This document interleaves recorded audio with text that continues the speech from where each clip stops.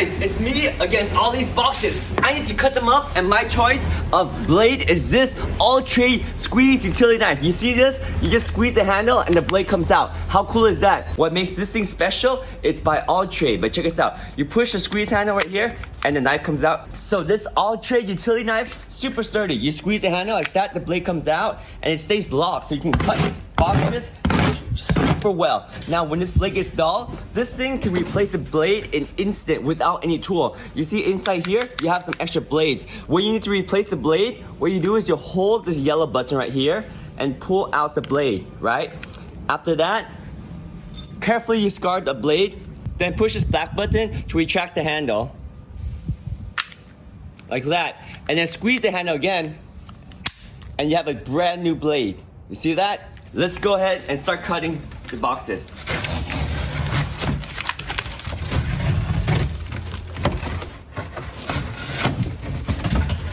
This grip gives me extra power and leverage to cut through boxes with no hesitation. Whether it's thick cardboard or thin cardboard, this blade will slice it up. Slice and dice.